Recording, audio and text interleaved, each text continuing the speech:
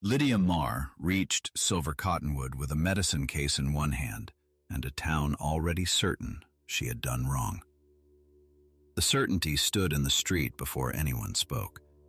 It watched from the mercantile porch, from the hotel windows, from beneath the blacksmith awning where two men stopped mid-conversation as her wagon rolled past. People did not point. That would have been kinder. They only looked with the careful stillness of folks who had already heard a story and were waiting for the villain to step into it. Lydia knew which story. 3 days earlier, at a ranch outside Buckthorn, a cowhand had taken one of her bitter teas for stomach trouble, then swallowed half a bottle of Dr. Bell's Invigorating Tonic because another man told him more medicine meant faster medicine. By evening, he was shaking, sweating, and cursing every healer from Santa Fe to St. Louis. The ranch doctor said the tonic had likely caused the trouble, not Lydia's tea, but that sentence traveled poorly. What reached Silver Cottonwood was simpler. The traveling healer made a man sick.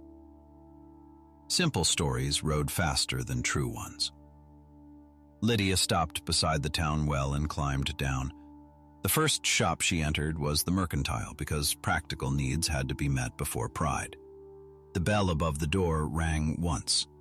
Shelves lined the walls: flour, coffee, nails, fabric, patent tonics, lamp oil, tins of peaches, and a full display of Dr. Bell's bottles arranged near the counter like little amber soldiers. The shopkeeper, Mr. Finch, looked at her medicine case and did not smile. "Passing through?" "For now. I need oats for the mule, clean cloth, and a room if the hotel has one." "Hotel's full." Lydia glanced across the street. 3 upstairs windows stood open. No voices, no movement, no laundry. Of guests? Of judgment. The words came from behind her. She turned. A man stood near the doorway with a sack of feed over one shoulder. He was tall, spare, and weathered, wearing a plain hat and a gray shirt faded soft at the collar. His face was quiet in the way of men who made decisions slowly and kept them. One hand held the feed sack. The other rested at his side, not idle, simply patient. Mr. Finch stiffened. "Jonas." The man set the sack on the floor. "If the hotel is full of judgment, Finch, empty one room. It doesn't pay board." Lydia almost smiled. She stopped herself in time. The shopkeeper's mouth tightened. "This is not your concern. Clean cloth and oats are business. Refusing them because of gossip is everyone's concern." He looked at Lydia. "Jonas Witt." "Lydia Marr." "Mrs. Bell at the East boarding house has a room. She will say she doesn't. Tell her I sent you and that I will fix the cistern hinge tomorrow." "That sounds like a bribe." "A repair." "Are they different here?" "Only if the hinge works after." Mr. Finch did not laugh. Lydia did, softly, because the alternative was letting the whole store know the sentence had steadied her. She bought oats and cloth. She did not buy tonic. As she turned to leave, Jonas nodded toward the bottles on the counter. "You know that brand?" "I know too many brands." "Bad?" "Some are mostly sugar and showmanship. Some are stronger than their labels admit. Some people take them with other things and blame the last person who tried to help." Finch's eyes narrowed. "Dr. Bell's sells well." "So do rumors." That line cost her. By evening, half the town had heard that the healer insulted Mr. Finch, laughed at local medicine, and thought herself wiser than the doctor, though Silver Cottonwood did not currently have a doctor. He had left in May after a dispute over unpaid accounts and a horse he said was borrowed longer than friendship allowed. Mrs. Bell did have a room, and she did deny it until Lydia mentioned the cistern hinge. Then she gave Lydia the narrow upstairs space at the end of the hall, took payment for 2 nights, and said breakfast was at 6 if Lydia did not plan to poison anyone before then. Lydia said she preferred to work after breakfast. Mrs. Bell's face almost changed. Not a smile, but the ghost of one that had lost its way. That first night, Lydia unpacked her case on the small desk. She carried dried herbs, bandages, salves, a thermometer and a velvet sleeve, clean needles, soap, a notebook, and letters from 2 doctors who had known her work at a women's infirmary in Santa Fe. She was not a physician. She never claimed to be. She dressed wounds, eased fevers, set simple splints, sat with lonely people through long nights, and knew when a condition had crossed beyond her hands. Knowing when not to pretend was half of healing. Towns rarely valued that half. The next morning, nobody came to see her. That was expected. The second morning, a woman arrived with a burn on her hand and apologized for coming, as if pain had poor manners. Lydia cleaned the burn, dressed it, and charged less than Mrs. Bell thought she should. By noon, a ranch cook came for salve.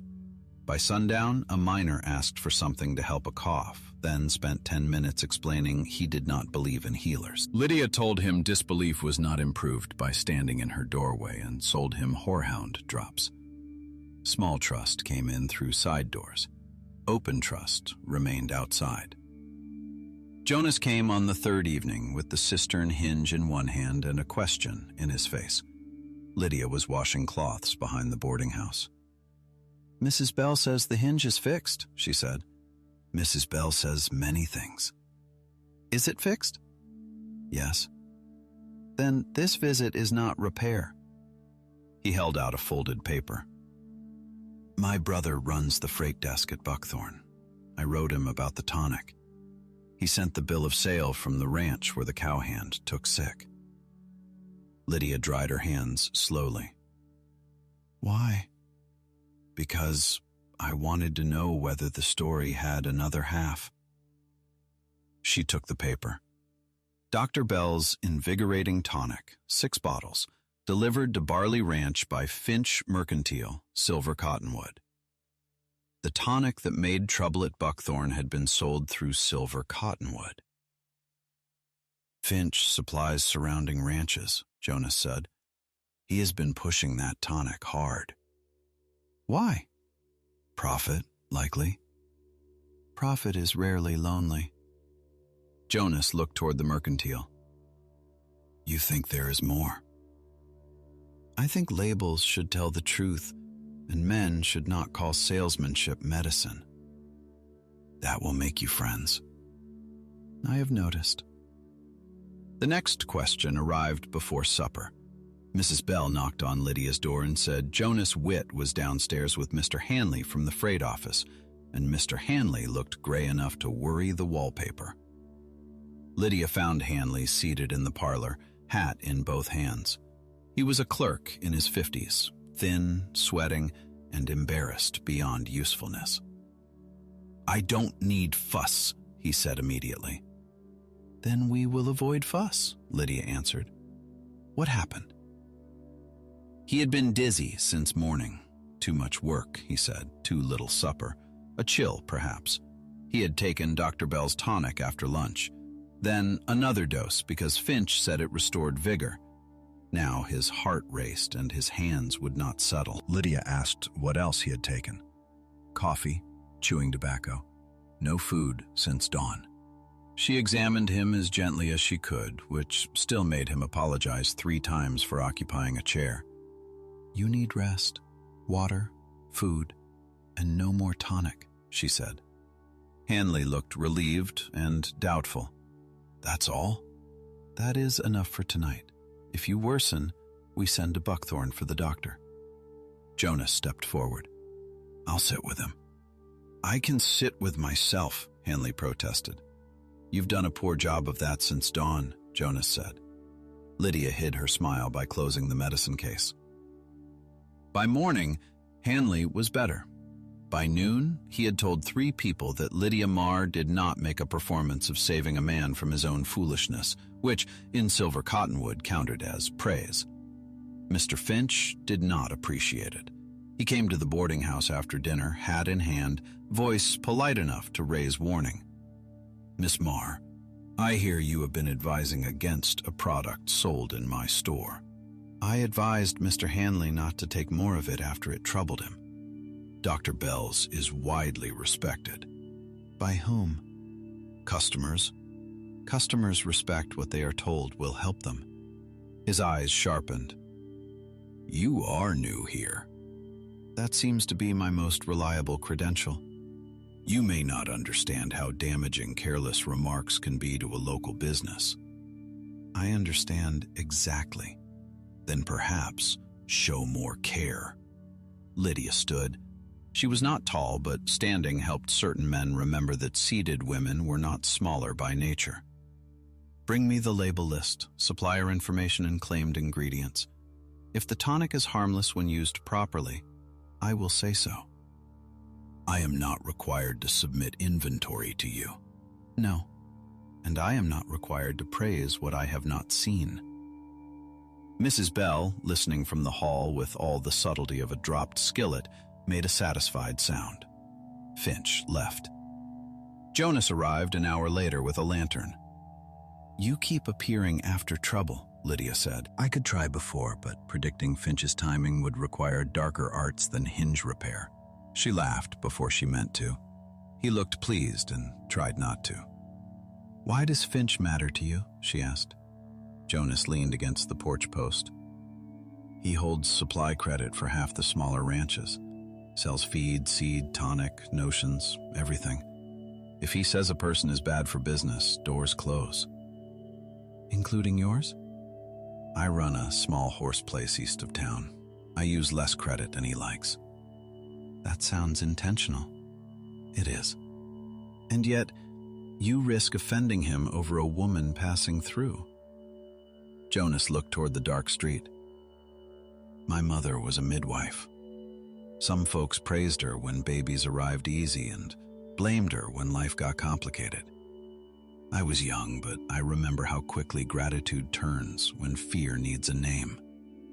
Lydia's throat tightened. "That is why you helped?" "Partly. And the other part?" He turned back to her. "You looked at those tonic bottles like they had already told you a lie." They had. The proof came from the label, not because Finch gave it willingly. He did not. A bottle broke in the mercantile 2 days later when a shelf peg slipped, and Mrs. Bell's niece, who swept the store twice a week, brought Lydia the torn label because she had decided sweeping did not require blindness. The front promised vigor, steady nerves, improved appetite, strong constitution, and relief from complaint. The back, in letters so small Lydia needed full sunlight, listed extracts she recognized: sugar, alcohol, and an unnamed stimulating compound. Unnamed. That was where trouble hid. Lydia copied the label into her notebook. Then she visited everyone she had treated or heard about who had taken the tonic. She asked the same questions each time. How much? With food or without? With coffee? With other remedies? What happened after? When did it pass? Patterns appeared. Not every user became ill. Many felt only warmth and false energy. But those who took multiple doses, especially without food, became shaky, dizzy, restless, or sick to the stomach. Those who combined it with strong coffee or other medicines felt worse. Finch had been telling customers to take it freely. Worse, he had been filling smaller, unlabeled bottles from larger supply jugs and selling them to ranch hands as Finch's special restorative. That name did not appear on any official shipment. Lydia learned this from Toby Ames, a freighter who came to her at dusk and asked whether a man could be fined for buying foolishness twice. "Not by me," she said. He gave her the small bottle. Finch said this was milder than Dr. Bell's. Tasted the same, only sharper. The bottle had no label. Lydia smelled it, then corked it quickly. How many did he sell? Plenty.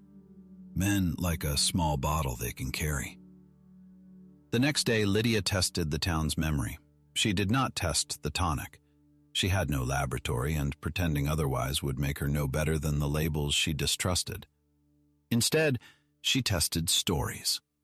She drew 4 columns in her notebook: tonic, dose, food, result. Then she visited people who had nothing to gain by helping her. The seamstress had taken 1 spoonful and felt warm, nothing more. The freight clerk had taken 2 on an empty stomach and spent the afternoon trembling over invoices.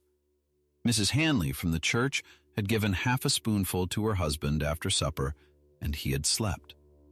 A ranch hand had taken 3 swallows from Finch's small bottle while drinking coffee and spent the night pacing the bunkhouse. The pattern strengthened with every ordinary kitchen table. Lydia asked, wrote, repeated the answer back, and never made a person feel foolish for being persuaded by a confident bottle. That mattered. People who felt mocked became poor witnesses. People who felt respected remembered details.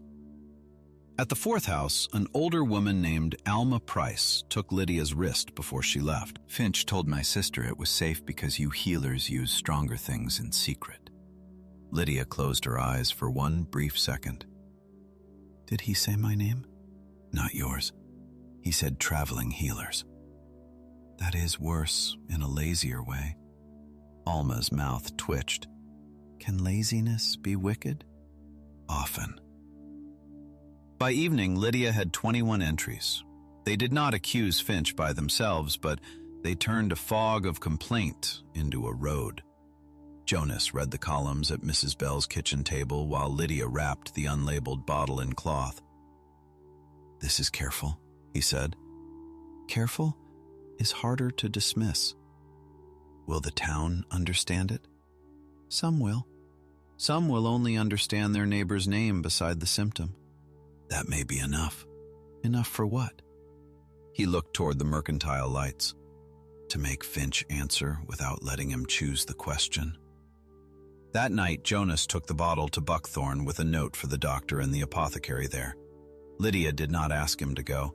He said the road was clear, his horse needed work, and truth had legs only when someone loaned it a saddle. While he was gone, Silver Cottonwood tested its courage. Finch told several customers that Lydia was inventing trouble to sell her own remedies. The hotel refused her supper table, claiming a private party, though the dining room was plainly empty. 2 women crossed the street rather than pass the boarding house steps. Mrs. Bell responded by making the best stew in town and serving it to anyone who entered her parlor, which made the hotel look both petty and hungry. Lydia considered leaving. Not from fear, from exhaustion. Every town asked the same question in a different dress. Prove you are useful. Prove you are safe. Prove you are not what we already decided. She had spent years answering, and the answer never stayed answered long enough. She was packing her case when Mrs. Bell came upstairs without knocking. You leaving? I am arranging things. That is a yes with better posture.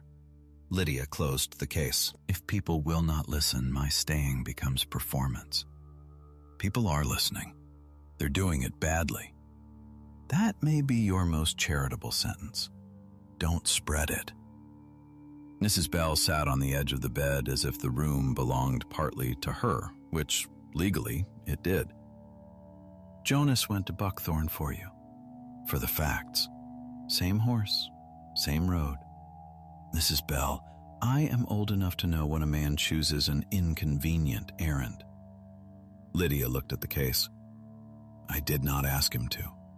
That is why it matters. Jonas returned after midnight with a letter from the Buckthorn doctor and another from the apothecary. Lydia read them by lamp while Jonas drank coffee in Mrs. Bell's kitchen and pretended not to be tired. The tonic contained a stimulant stronger than the label admitted. The unlabeled bottle contained a higher concentration, likely from the bottom of a supply jug or a poorly mixed batch.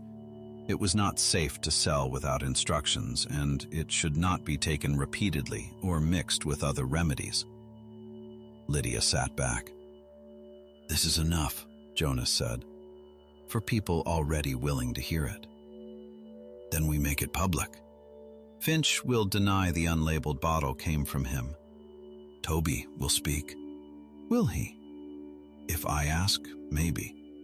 If you ask, likely. Men tell other men brave things. They tell women true things when they are tired of pretending.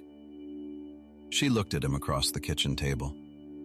You think well of women.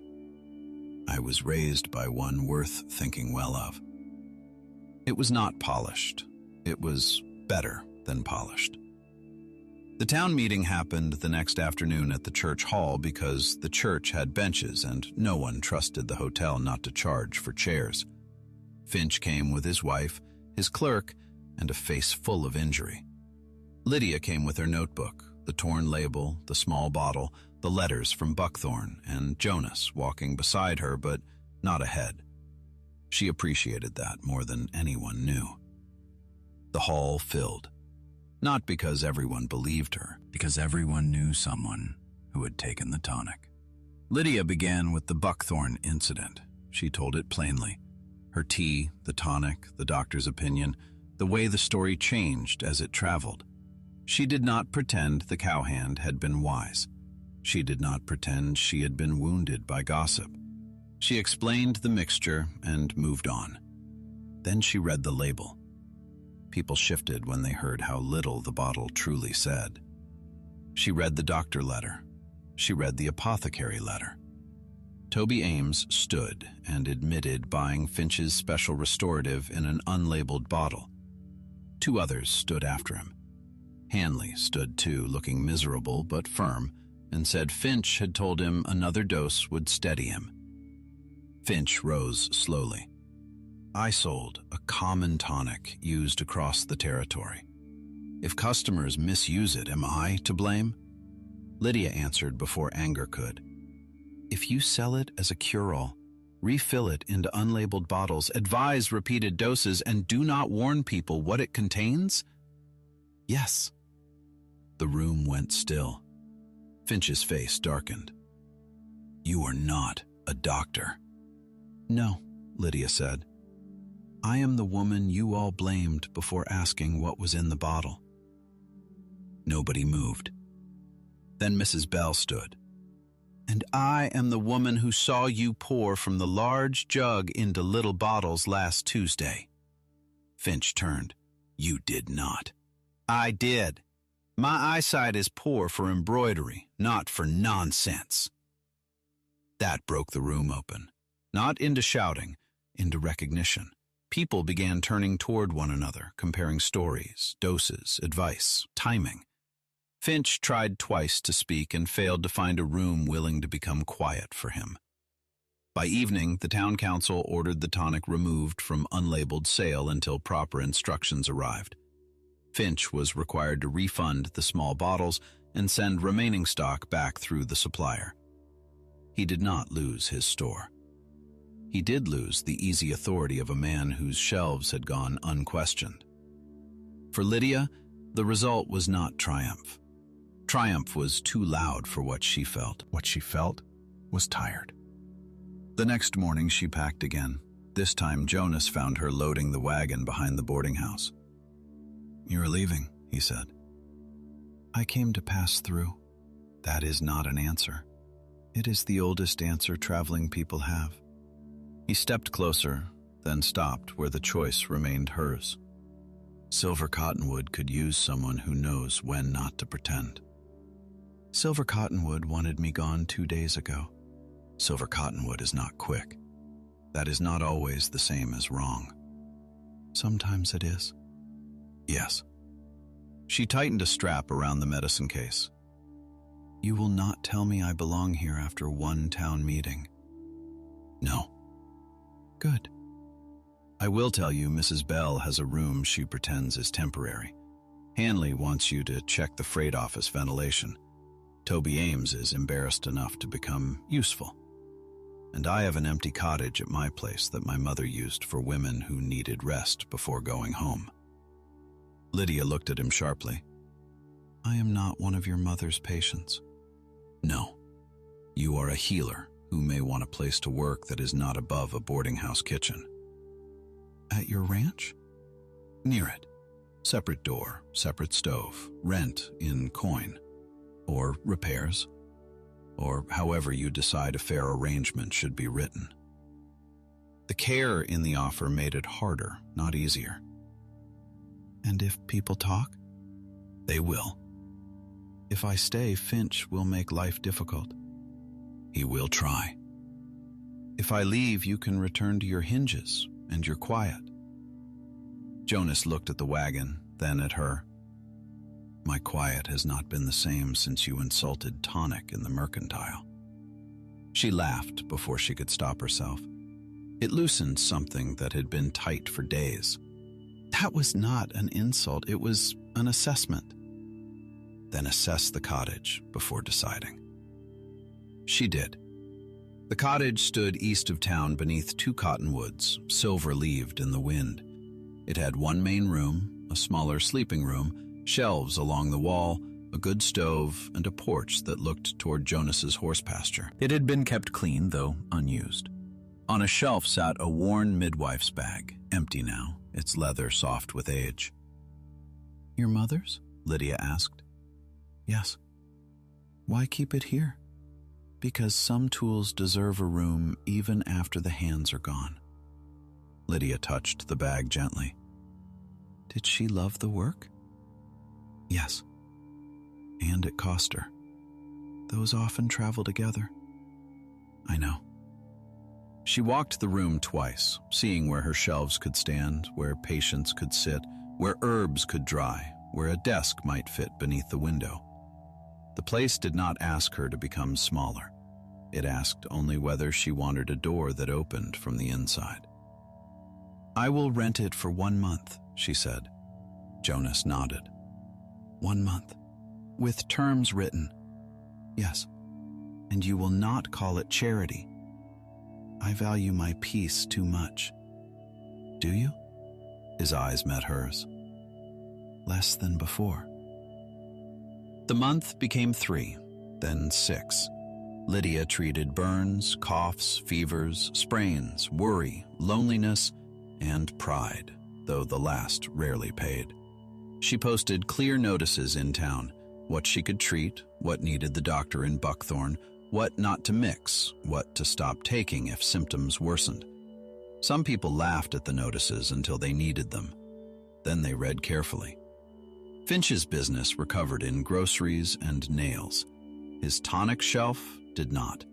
Eventually, he began selling remedies only with printed labels and instructions because the council required it and because Mrs. Bell inspected his shelves with the dedication of a tax collector. The hardest work was not Finch. It was teaching Silver Cottonwood to ask questions before swallowing answers. Lydia held a Saturday clinic on the boarding house porch at Mrs. Bell's insistence. At first, only 3 people came, and 2 claimed they were passing. Lydia set bottles, bandages, soap, and blank labels on a table. She showed them how to read dose lines, how to ask what was inside a remedy, how to write down what had already been taken before sending for help.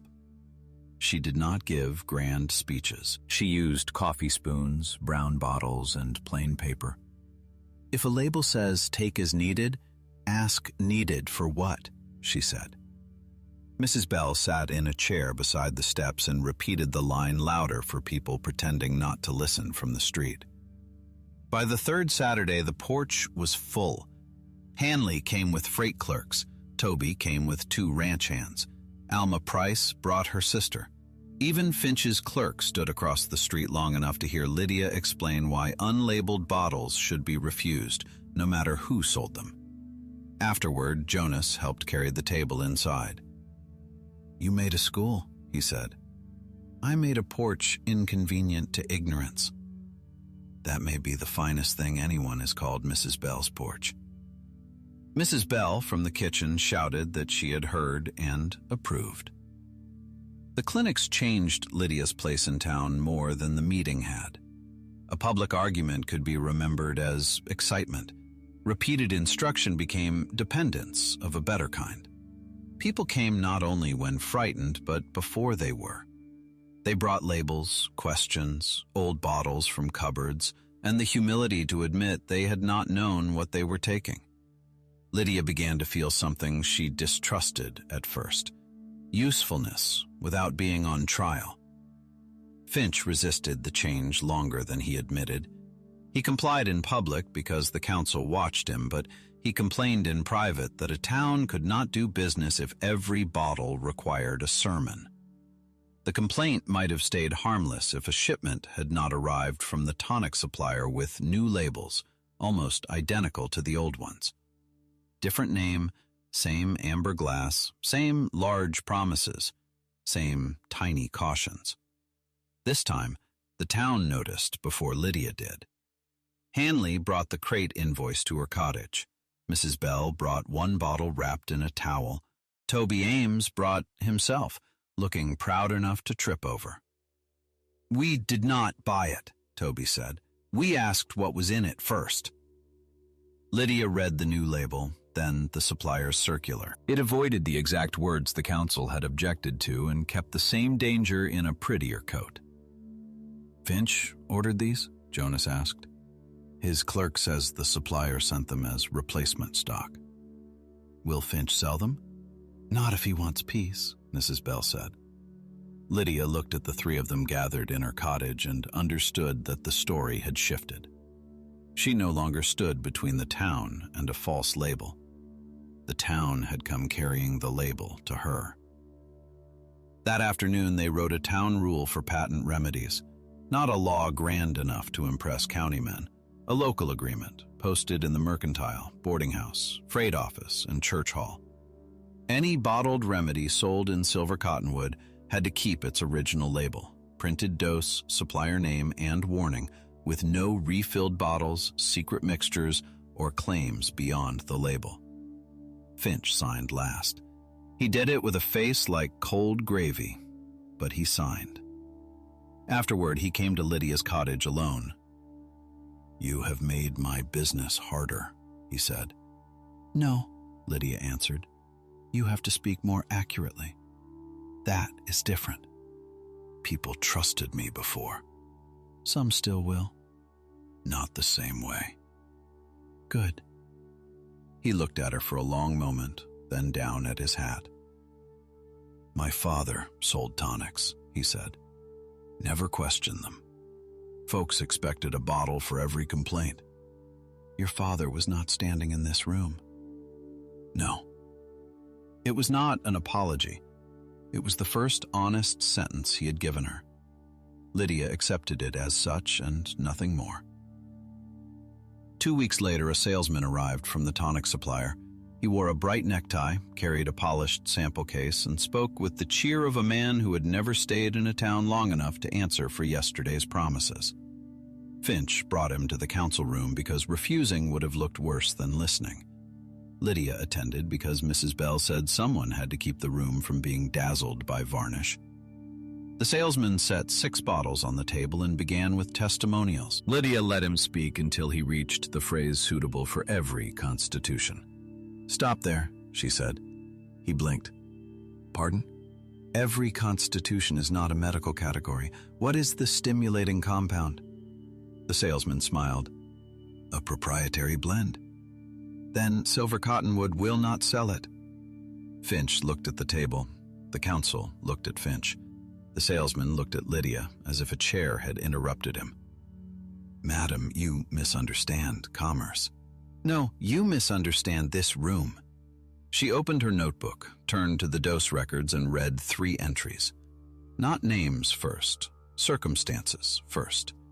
Empty stomach, multiple doses, strong coffee. Then names with permission. The room listened differently now. They did not hear a healer scolding, they heard neighbors. The salesman packed his bottles with less cheer than he had unpacked them. After he left, Finch remained seated. "He made it sound harmless when I bought the first crate," he said. "That is his profession. Selling? Making you want to skip the second question." Finch nodded once. It was the closest he came to thanking her for months. Jonas came by the cottage often. At first for repairs, a loose shutter, a shelf, a water bucket stand. Then for supper, when Lydia cooked too much stew. Then for evenings on the porch, when neither of them pretended an errand had caused the visit. Their affection grew quietly, which suited them both. Jonas did not court with speeches. He fixed the back step before rain. He brought clean straw for the waiting room mat.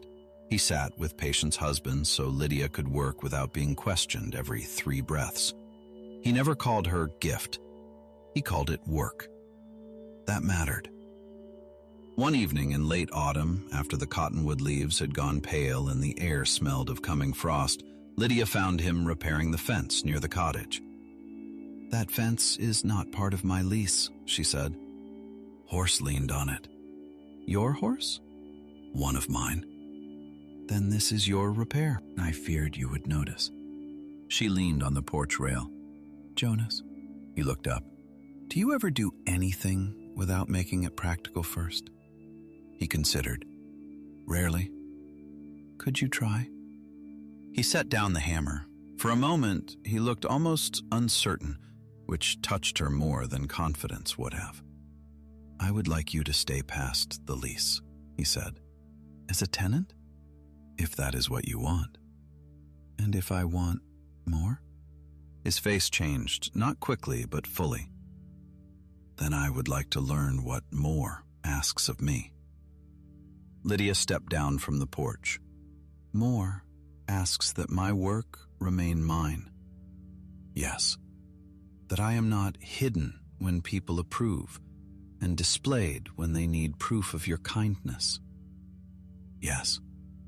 "That if I am wrong, you tell me plainly." "Carefully, but plainly." "That if you are wrong, you listen before repairing the wrong hinge." His mouth curved. "That may be difficult." "I know." "I will try." She came closer. "Then ask me again without the fence." Jonas removed his hat. "Lydia Marr, would you stay in Silver Cottonwood with me, not because the town finally approves and not because the cottage is convenient, but because there may be a life here we can build honestly?" The cottonwoods moved above them, silver leaves turning in the last light. "Yes," she said. The wedding came in spring, small and stubbornly practical.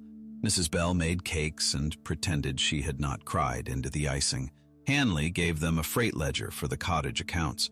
Toby Ames brought a shelf he had built himself, slightly uneven and proudly varnished. Even Finch sent a crate of coffee, properly labeled. Lydia kept her name on the cottage sign. Marr Healing Room. Clean care, clear labels, honest limits.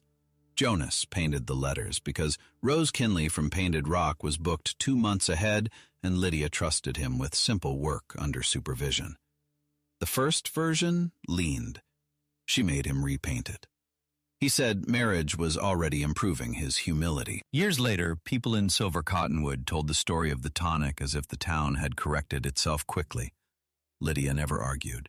She had learned that towns, like people, often needed gentler memories in order to keep improving. But in her notebook, she kept the torn label. Dr. Bell's Invigorating Tonic. Small letters. Large claims. Whenever a young healer came to learn from her, Lydia would place the label on the table beside a clean bandage, a bar of soap, and a blank page. "Healing begins before the remedy," she would say. "It begins with asking what the person already took, who told them to take it, and what everyone assumed before anyone listened."